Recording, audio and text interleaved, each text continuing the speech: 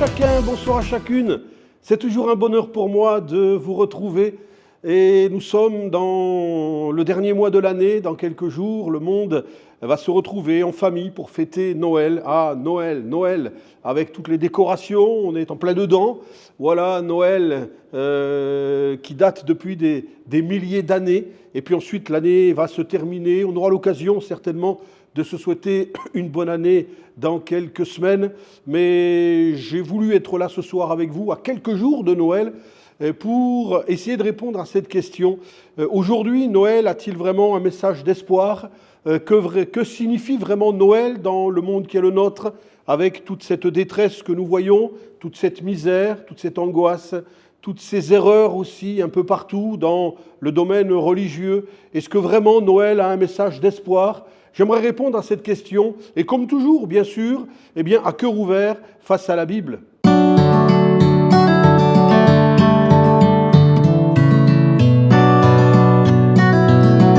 Noël a-t-il encore un message à nous communiquer aujourd'hui ? Que signifie réellement cette fête de Noël ? Est-ce qu'il y a quelque chose pour moi ? Est-ce qu'il y a quelque chose pour toi ? Nous arrivons aujourd'hui à la fin d'une année, de cette année 2023, et je me souviens qu'il y a plusieurs mois, nous nous sommes souhaités les uns les autres une bonne année, en espérant que cette année soit une année de paix, de joie, de bonheur. Oui, on s'est souhaité une bonne, une heureuse année. Mais qui aurait pu prévoir, qui savait toute cette misère, tous ces drames que nous allions vivre et qui ont fait vaciller notre monde? Qui pouvait le savoir? J'ai noté les événements tragiques que notre monde a vécu cette année, et encore, j'en ai oublié bien sûr. Il y a eu ce séisme en Turquie et en Syrie qui ont fait plus de 45 000 morts. 45 000 morts. Cette tornade au Mississippi où il y a eu plus de trentaine de morts. Et puis rappelez-vous, la France a été en feu après la mort de Naël.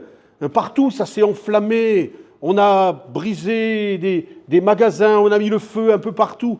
Il y a eu des révoltes contre les forces de police. L'incendie à Hawaï aussi, où il y a eu plus de 100 morts. Sans parler du coup d'État au Gabon, de cette tempête en Libye, où il y a eu plus de 12 000 morts. En Libye, une tempête avec plus de 12 000 morts. Qui l'aurait cru? Alors que nous étions à nous souhaiter une bonne année 2023. Et puis, nous avons tous encore dans l'esprit cette terrible journée du 7 octobre, où il y aura plus de 3 000 morts entre juifs et palestiniens, avec des images à nous faire mal au cœur, des images terribles, horribles, à visionner, des images qui ont choqué le monde entier.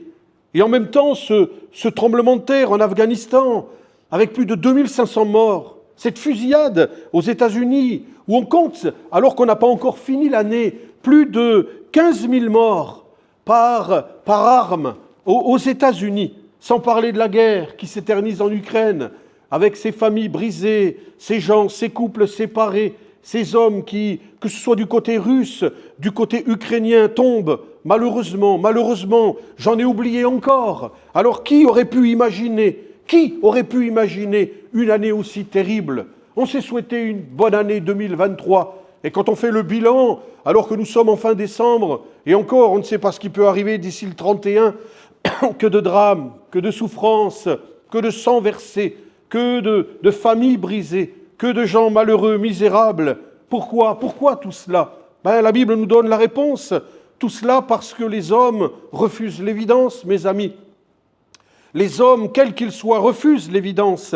Et l'évidence, c'est que nous ne pouvons pas vivre seuls. Nous ne pouvons pas vivre seuls. Nous sommes incapables de vivre en harmonie. L'homme est incapable de vivre en paix. L'homme est incapable de trouver l'équilibre qui apporte l'amour, qui apporte la joie. L'homme aujourd'hui est incapable d'aimer. Nous n'avons pas été créés pour vivre seuls. Et quand je regarde l'année que nous écoulée, je me dis, oui, nous ne pouvons pas vivre seuls. Nous n'avons pas les moyens, la capacité. Nous n'avons pas été créés pour cela. C'est le problème, c'est le drame de l'être humain. Nous avons rejeté celui qui nous a créés. Nous avons rejeté celui qui nous aime. Nous avons rejeté celui qui veut notre bonheur. Parce que permettez-moi de vous dire que Dieu n'est pas un Dieu de sang, que Dieu n'est pas un Dieu de mort, mais que Dieu est un Dieu de joie, de paix, de bonheur, et que Dieu veut le bonheur de l'être humain. Il veut nous conduire au bonheur, mais nous ne voulons pas de lui.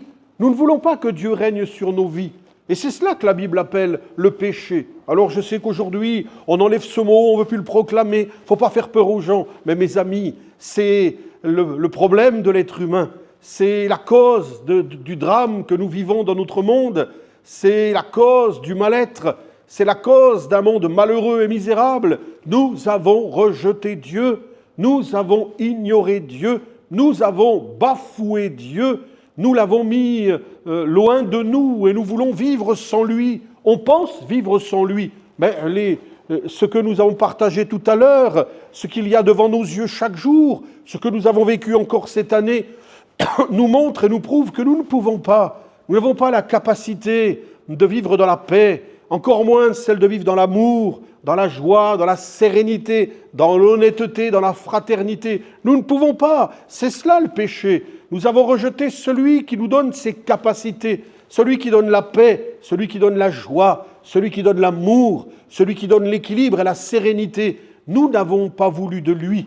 Nous l'avons rejeté de notre vie. Eh bien, nous sommes aujourd'hui comparables à un navire malheureusement sans capitaine. Nous sommes comparables à un avion sans pilote. On s'est inventé des religions, on s'est inventé des églises, on s'est inventé des mouvements, on a créé des leaders spirituels qui ne pensent finalement qu'à leur réussite, qui ne pensent qu'à leur gloire et surtout, qui ne pensent qu'à leur argent. Et on voit les résultats. Et tout cela n'a fait qu'éloigner les hommes de Dieu. Tout cela n'a fait qu'éloigner l'homme de la présence de Dieu. Toutes ces églises qui malheureusement sont devenues des clubs, eh bien sont des poisons qui éloignent l'homme de la vérité. Oui, sont des poisons qui éloignent l'homme de la vérité. Mais Dieu nous aime. Et c'est ça le message de Noël. Et c'est ce que j'aimerais laisser sur votre cœur. Quand je fais le bilan de cette année 2023, quand je regarde les événements qui ont été les nôtres, non pas seulement en France, mais dans notre monde, je me dis, oui, je constate, nous ne pouvons pas vivre seuls. Dès que nous sommes à plusieurs, il y a l'orgueil, il y a la guerre, il y a le désir de s'enrichir sur l'autre, il y a toujours le désir d'être au-dessus de l'autre, l'orgueil, la méchanceté, l'égoïsme, l'avarice, toutes ces choses sont en nous et nous ne pouvons pas vivre seuls. Dieu nous a créés pour être avec lui. Dieu nous a créés pour diriger notre existence. Et finalement, au travers des siècles, ce message de Noël restera toujours le même. Noël nous parle de l'amour de Dieu. Noël nous parle d'un message d'espoir. Mes amis, Dieu nous aime et il nous a envoyé une main secourable en la personne de son Fils, de celui qu'on appelle Jésus. Et finalement, c'est ça Noël. C'est se rappeler chaque année que Dieu, dans son amour, nous a donné un sauveur. Il nous a donné Jésus. Et c'est cela Noël. C'est cela Noël. Et c'est ce que j'aimerais laisser sur votre cœur. Dans la parole de Dieu, il est retracé le tout premier Noël. Et j'aimerais lire quelques mots avec vous dans la parole du Seigneur, dans Luc chapitre 2, et j'aimerais lire à partir du verset 6. Pendant qu'ils étaient là, le temps où Marie devait accoucher arriva, et elle enfanta son premier-né. Elle l'emmaillota et le coucha dans une crèche, parce qu'il n'y avait pas de place pour eux dans l'hôtellerie. Voyez, déjà là, il n'y avait pas de place pour Jésus. Il y avait dans cette même contrée des bergers qui passaient dans les champs les veilles de la nuit pour garder leurs troupeaux. Et voici, un ange du Seigneur leur apparut, et la gloire du Seigneur resplendit autour d'eux. Ils furent saisis d'une grande frayeur. Mais l'ange leur dit, « Non, ne craignez point, car je vous annonce une bonne nouvelle, qui sera pour tout le peuple le sujet d'une grande joie. C'est qu'aujourd'hui, dans la ville de David, il vous est né un sauveur, qui est le Christ, le Seigneur. Et voici à quel signe vous le reconnaîtrez. Vous trouverez un enfant emmailloté et couché dans une crèche. » Et soudain, il se joignit à l'ange une multitude de l'armée céleste, louant Dieu et disant « Gloire à Dieu dans les lieux très hauts, et paix sur la terre parmi les hommes qui l'agréent. » Lorsque les anges les eurent quittés pour retourner au ciel, les bergers se dirent les uns aux autres « Allons jusqu'à Bethléem, et voyons ce qui est arrivé, ce que le Seigneur nous a fait connaître. » Ils y allèrent en hâte, et ils trouvèrent Marie et Joseph, et le petit enfant couché dans la crèche. Après l'avoir vu, Ils racontèrent ce qui leur avait été dit au sujet de ce petit enfant. Tous ceux qui les entendirent furent dans l'étonnement de ce que leur disaient les bergers. Marie gardait toutes ces choses et les repassait dans son cœur. Et les bergers s'en retournèrent, glorifiant Dieu et louant Dieu pour tout ce qu'ils avaient entendu et vu, et qui était conforme à ce qui avait été annoncé. Amen. Bien plus qu'une fête de famille, bien plus que des vacances, bien plus que des cadeaux, bien plus que le Père Noël, bien plus que la neige et l'hiver, Noël, c'est la venue sur cette terre du Fils de Dieu, du Dieu Sauveur, le Sauveur du monde. Même si la date, même si le jour n'est pas le bon, même si la date n'est pas la bonne, qu'est-ce que ça peut faire? Mais qu'est-ce que ça peut faire? L'important, c'est de se rappeler qu'à Noël, le Fils de Dieu est descendu du ciel et qu'il est venu jusqu'à nous. Il est venu pour nous sauver, il est venu pour nous faire du bien, il est venu pour rétablir le contact avec le Créateur. Et finalement, il est venu pour accomplir deux choses. Il est venu d'abord pour vivre sans péché, mais aussi pour prendre sur lui notre péché, afin que nous soyons pardonnés, que nous soyons réconciliés avec Dieu et que nous retrouvions le contact avec notre Créateur. Parce que Dieu est notre Créateur. Dieu est ton Créateur. C'est lui qui t'a créé. Tu n'es pas le fruit du hasard. Tu n'es pas, le fruit de l'évolution. Dieu, la Bible dit, dès les premières pages, Dieu créa. Et il a créé l'homme à son image. Le péché, je vous l'ai dit tout à l'heure, l'abandon de Dieu, le rejet de Dieu, a tout dénaturé et a fait que nous sommes incapables aujourd'hui de diriger notre vie. Nous sommes incapables de conduire notre vie sur des voies de paix, sur des voies de joie et de bonheur. Et à cause de cela, notre monde est condamné à vivre une vie fade, triste, malheureuse. Elle est condamnée aussi à vivre l'éternité sans Dieu, puisque nous l'avons rejeté. Nous en subirons les conséquences. La Bible dit que le salaire du péché, c'est la mort. Pas la mort physique, la mort éternelle. Être privé de Dieu pour l'éternité. Mais Jésus est venu. Et c'est ça le message de Noël. Il est venu pour vivre, lui, sans péché. Et il est venu pour prendre sur lui nos péchés. C'est pour cela que Jésus a accepté de mourir sur la croix. Seul Jésus a fait cela. Quels que soient les hommes religieux, aucun n'a fait ce que Jésus a fait. Il est venu vivre sans péché. Il est le seul homme sur la terre et dans tous les temps qui n'a jamais commis le moindre péché. Et plus que cela, il a accepté de mourir à ma place. Il a accepté de mourir à votre place. Et il est mort sur la croix pour nous réconcilier avec le Père. C'est pour cela qu'il n'y a qu'un seul Sauveur, c'est Jésus-Christ, le Fils de Dieu. Il y a ce verset de la Bible, et j'aime le citer régulièrement, et ce soir encore, à quelques jours de Noël, la Bible dit, au travers de la bouche même de Jésus, « Car Dieu a tant aimé le monde qu'il a donné son Fils unique, afin que ceux qui croient en lui ne meurent point, mais qu'ils aient la vie éternelle. » Oui, l'amour de Dieu a été jusqu'à là. L'amour de Jésus a été jusqu'à là. Il est venu sur cette terre, c'est Noël. C'est ce que nous allons fêter dans quelques jours. La naissance, du Fils de Dieu, né d'une vierge, mais il est le Fils de Dieu. Il est né sur cette terre, mais il n'est pas resté bébé. Il a grandi, il est devenu adulte, et puis il a reçu de son Père toutes les armes spirituelles, toute la puissance de Dieu pour accomplir l'œuvre de son Père. Il a fait des prodiges, il a fait des miracles, il a guéri des malades, il a relevé des gens qui étaient captifs, et il est capable de le faire encore ce soir. Dieu peut te guérir, Dieu peut te relever, Dieu peut restaurer ton couple, Dieu peut mettre la paix dans ton cœur, Dieu peut mettre la paix dans ton âme. La Bible dit que tout est possible à Dieu et tout est possible à celui qui croit. Mais le plus beau cadeau de Dieu, c'est d'offrir son Fils qui un jour mourra sur la croix pour pardonner nos péchés. La Bible dit que dans le sang de Jésus, nous avons le pardon de nos péchés. Le sang de Jésus nous lave et nous purifie. L'Esprit de Dieu qui entre en nous fait de nous de nouvelles créatures et il nous redonne ce contact avec le Créateur et nous retrouvons ainsi tout ce qu'il nous manque. La paix, la joie, le bonheur, l'équilibre dont notre vie a besoin. Oui, il est mort. Il est mort sur la croix. Mais j'aimerais vous dire que Jésus est ressuscité. J'aimerais vous dire que Jésus est vivant. Il est passé de la mort à la vie. Les ténèbres n'ont pas pu le garder il est ressuscité. Et aujourd'hui, il désire vivre avec vous. Jésus désire vivre avec toi, dans le but de diriger ta vie, dans le but de conduire ta vie.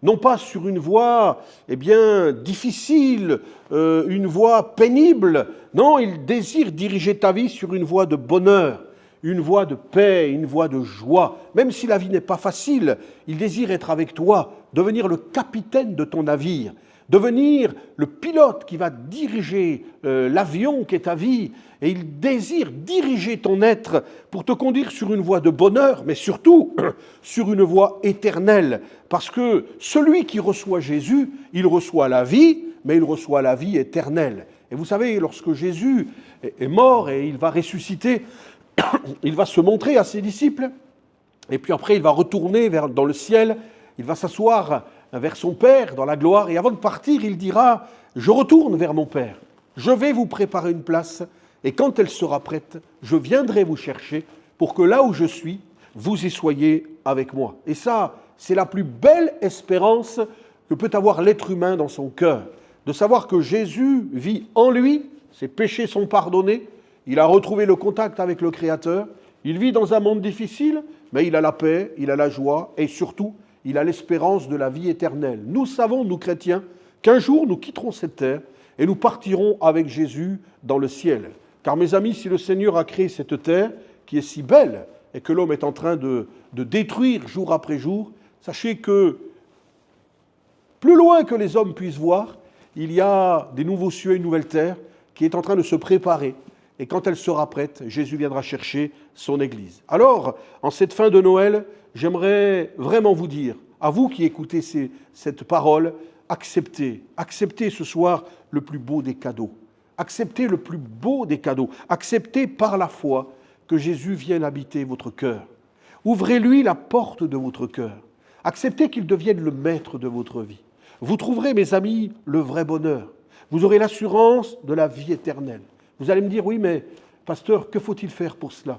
Il faut reconnaître que nous ne pouvons pas vivre sans lui. Il faut reconnaître que nous l'avons délaissé, que nous l'avons rejeté. Il faut reconnaître que nous l'avons bafoué, que jusqu'à aujourd'hui, nous avons vécu notre vie tout seuls, sans nous intéresser, sans nous préoccuper de Dieu. Il faut lui demander pardon. Pardon, Seigneur, pour toutes ces années où j'ai été loin de toi. C'est encore un mot que l'on n'aime plus dire dans nos églises, et pourtant, le mot repentance, il a de la valeur. Non, non, non, non, repentance, ce n'est pas changer de mentalité. Tous ceux qui vous disent cela, c'est de l'invention. Ça fait partie du changement de mentalité. La repentance, c'est pleurer sur son péché. La repentance, c'est reconnaître que je suis un pécheur. C'est reconnaître que je ne mérite rien, que ma vie était un fiasco, parce que j'ai délaissé le seul qui peut m'apporter le bonheur. Alors oui, ma mentalité va changer, mais plus que cela, mon cœur va changer, ma vie va changer, mon désir va changer. Je n'aurai plus le désir de vivre seul, sans Dieu, mais je vais donner ma vie à Dieu. Et c'est ce qui vient juste après, et c'est ce qui s'appelle la conversion. Changer de direction, dire maintenant je veux vivre avec Jésus, je veux marcher avec Jésus, je veux que Jésus soit le maître de ma vie. Je lui demande pardon pour mes péchés, je lui donne mon cœur, je lui donne ma vie. Je crois que sur la croix, il a pardonné mes péchés. Je crois que son sang me purifie de tout péché. Et je crois que l'Esprit de Dieu, maintenant, qui vient vivre en moi, va me conduire sur un chemin de paix, de joie et de bonheur. Et cela, ça se reçoit par la foi. Par la foi. Vous savez, il est dit dans la parole de Dieu, si tu crois au Seigneur Jésus, tu seras sauvé. Si tu crois au Seigneur Jésus, tu seras sauvé. Sachez que Dieu a un avenir pour vous. Ce n'est pas ce qui nous attend en 2024. On en reparlera le mois prochain. On se souhaitera une bonne année le mois prochain. Je ne sais pas ce qui nous attend. Mais dans la Bible, il est écrit, j'aimerais laisser ce verset sur votre cœur. Au chapitre 29, il y a ce verset 11 où Dieu dit « Car je connais les projets que j'ai formés sur vous, dit l'Éternel, projets de paix et non de malheur, afin de vous donner un avenir et de l'espérance. » Afin de vous donner un avenir et de l'espérance. Voilà, mes amis, pourquoi le message de Noël a de la valeur. Voilà pourquoi il est important, pour moi en tout cas, de fêter Noël, de me rappeler que Noël, c'est le plus beau cadeau que Dieu a fait aux hommes. Il nous a donné Jésus. Le plus grand trésor de Dieu, c'est son Fils. Il nous l'a donné. Il est venu sur la terre. On va se le rappeler dans quelques jours. Jésus n'est pas venu pour rester bébé. Il a grandi, je l'ai dit, il a porté sur lui nos péchés, il nous a réconciliés avec Dieu, il nous ouvre les portes du ciel et il nous invite maintenant à prendre la décision, soit de dire, eh bien, je ne veux pas vivre avec toi, et on a le droit. Dans la Bible, il y a l'histoire d'un jeune homme dont on a appelé le jeune homme riche, qui est venu vers Jésus et qui lui a dit, que dois-je faire pour avoir la vie éternelle ? Il est venu vers Jésus parce qu'il savait qui il était, qu'il pouvait répondre à cette question. Et Jésus lui a dit, ben, tu sais, les richesses que tu as, ces choses de la terre auxquelles tu es attaché, ne sont pas éternelles. Elles sont peut-être visibles, tu les tiens dans tes mains, mais elles ne sont pas éternelles. Elles te mèneront au chaos, elles te mèneront en enfer, loin de ma présence. Laisse ces choses, donne-moi ton cœur, puis suis-moi, et tu auras un trésor dans le ciel. Et tu seras heureux, et tu auras la paix. Il lui a dit. Eh bien, quand on lit ce texte, on s'aperçoit que ce jeune homme, il a fait demi-tour, et il est reparti, dit la Bible, tout triste. Tout triste parce que, comme je vous l'ai dit en introduction, on ne peut pas être heureux tout seul. On ne peut pas réussir sa vie tout seul. On a besoin de ce Jésus dans notre cœur. La Bible nous parle bien, d'une autre histoire, où une personne va entendre la parole de Dieu, et cette personne, c'est une femme qui est malade, elle est même très malade, puisqu'elle est atteinte d'une perte de sang, la Bible dit depuis 12 années de souffrance. Et il est dit qu'elle entend parler de Jésus, elle a entendu parler de lui. Elle a réalisé que ce Jésus pouvait faire quelque chose pour elle. On lui a dit que Jésus pouvait guérir les malades, libérer les captifs, réparer les couples. Peut-être que ton couple est fatigué, ton couple est malade, Jésus est celui qui restaure. Alors elle a cru dans son cœur que ce Jésus pouvait faire quelque chose pour elle. Elle a pris toutes ses dernières forces et elle était atteinte d'une perte de sang et elle est partie à la rencontre du Seigneur avec foi. Parce qu'elle s'est dit, si je puis seulement toucher son vêtement, je serai guérie. Quelle foi! Quelle foi! Et elle vient, et elle s'approche, elle arrive à toucher le bord de son vêtement, et puis, au moment où elle touche le bord de son vêtement, une puissance sort du Seigneur, et elle est instantanément guérie. Alors elle cherche à partir, à s'en aller, mais Jésus l'arrête, et Jésus va lui dire, femme, ta foi t'a sauvée, va en paix et sois guérie. Or, elle a déjà été guérie, mais le Seigneur veut lui donner d'abord le plus important, c'est le salut de l'âme. Voyez-vous, mes amis, oui, Jésus guérit, oui, Jésus libère, oui, Jésus donne la paix dans les cœurs. Ce qu'il apporte surtout et avant tout, c'est le salut de l'âme. Nous sommes dans un monde où nous sommes là aujourd'hui, on ne sait pas si on sera là demain, parce que nous sommes dans un monde où il y a tellement de maladies, tellement de cancers, tellement de violence, tellement de balles perdues, tellement de détresse, tellement de malheur, qu'on est là aujourd'hui, tu es là aujourd'hui, tu ne sais pas si tu seras là demain. J'aimerais te dire, comme dit la Bible, aujourd'hui, tandis qu'il passe, reçois-le dans ton cœur. Fais la paix avec Dieu. Accepte qu'il devienne ton sauveur, ton libérateur. Alors, ce Noël 2023, croyez-moi, sera le plus beau des Noëls, le plus merveilleux des Noëls. J'ai passé des Noëls sans Dieu, des Noëls où il y avait tout sur la table, tout pour bien manger, ou des parents qui m'ont gâté, j'avais ce que je voulais, je manquais de rien. Mais dans mon cœur, il y avait un vide, il y avait de l'angoisse, il y avait de la peine, jusqu'au jour où j'ai vécu le tout premier Noël avec Jésus dans la maison. Mes amis, ça a tout changé. Je ne sais pas où tu en es avec Dieu, je ne sais pas ce que tu penses des choses de Dieu. Ce soir, j'aimerais te dire que Noël, c'est un message d'espoir, un message d'espérance, un message qui peut changer ta vie. Ce Jésus, il est vivant, il est là, il désire entrer dans ton cœur. Il te suffit de l'accepter, de le croire, et tu verras ta vie changer, transformée. Alors j'aimerais vous souhaiter, à vous qui êtes là, qui écoutez cette vidéo depuis quelques minutes, j'aimerais vous souhaiter un joyeux Noël.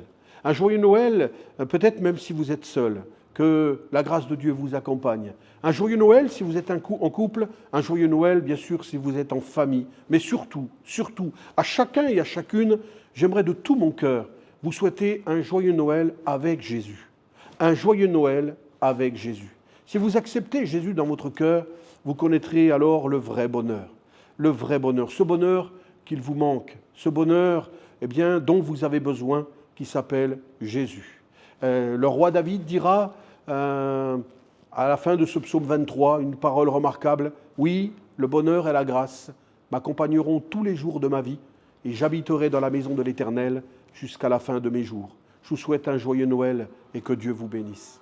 Voilà, chers amis, j'ai voulu ce soir encore, à quelques jours de Noël, partager avec vous le véritable sens de Noël, le vrai message de Noël. Oui, Noël, c'est le plus beau cadeau de Dieu pour les hommes.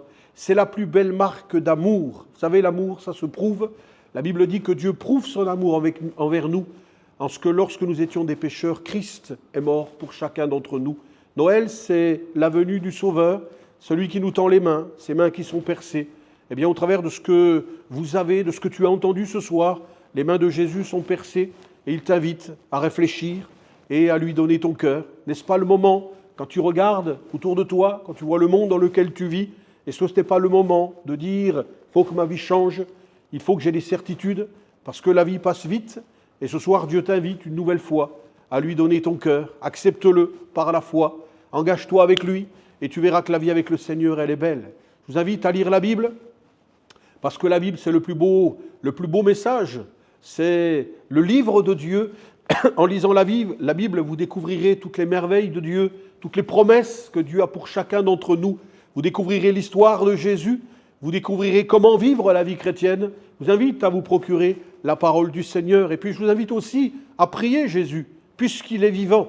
On ne prie pas les morts, on prie les vivants. Jésus est vivant. Il n'est pas une idole, une statue, mais il est vivant. Tu peux lui parler ce soir.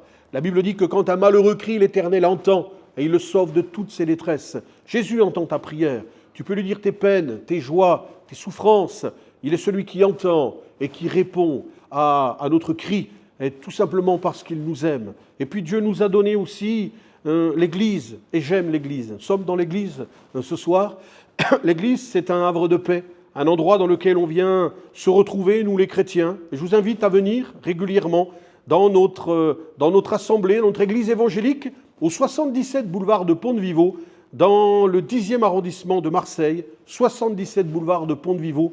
On se retrouve tous les dimanches, sauf le 24 et le 31, mais sinon on se retrouve tous les dimanches, le matin à 9h30 pour notre culte et l'après-midi à 15h30 pour la réunion. Alors bien sûr, le 24, on aura notre culte à 9h30, le 31, on aura notre culte à 9h30, mais nous n'aurons pas de réunion l'après-midi. Mais ensuite, tous les dimanches et tous les dimanches de l'année, nous nous retrouvons le matin à 9h30 et l'après-midi à 15h30. Tous les mardis, on se retrouve ici même à 19h et tous les vendredis à 18h30 où nous avons une semaine l'étude biblique et une semaine la prière. Vous êtes les bienvenus. Et puis si tu es un jeune, on a nos réunions de jeunesse tous les 15 jours, le samedi à 18h. Il suffit de nous contacter pour nous demander quel samedi il y a les réunions.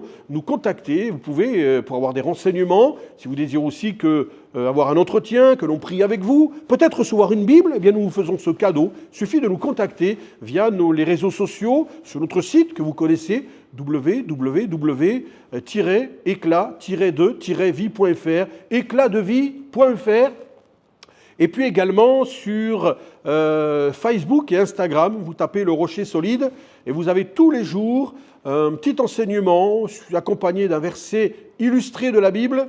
Vous retrouverez également ces vidéos et puis vous pourrez nous contacter si vous désirez que l'on se rencontre, peut-être nos horaires, peut-être savoir s'il y a une réunion tel jour. Vous serez toujours reçus avec joie. Mais nous vous attendons ici même au 77 boulevard de Pont-de-Vivot dans le 10e arrondissement de Marseille. Encore une fois, je vous souhaite de bonnes fêtes de Noël, bonnes fêtes de fin d'année. On dit à Marseille un bon boudin. On vous le souhaite. Et surtout, avec Jésus. Avec Jésus. Terminez l'année avec lui, commencez la nouvelle avec lui et allez jusqu'au bout avec lui parce qu'il est le seul qui tient la route, il est le seul qui peut conduire notre vie, il est le seul qui mène au bonheur. D'ailleurs, et je termine avec ce verset, Jésus lui-même a dit « Moi je suis le chemin, la vérité et la vie, nul ne vient au Père que par moi. » Soyez bénis, que la grâce de Dieu vous accompagne, je pense à vous, je prie pour vous et il me tarde rapidement au mois de janvier de vous retrouver pour vivre un moment devant la parole de Dieu. Bonne soirée, à bientôt et joyeux Noël!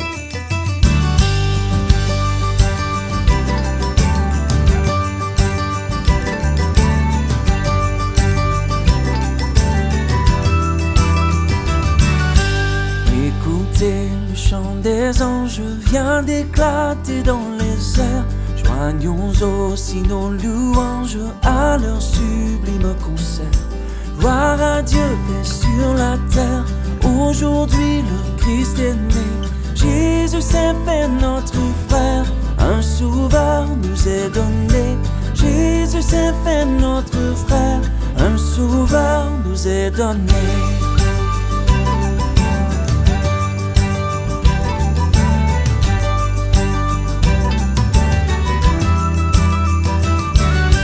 Son palais est une étable, une crèche et son berceau. Et pourtant c'est l'admirable, c'est le Fils du Dieu très haut. Il vient à nous des bonheurs et de grâce couronné. Jésus s'est fait notre frère, un sauveur nous est donné. Jésus s'est fait notre frère, un sauveur nous est donné. Oh, oh.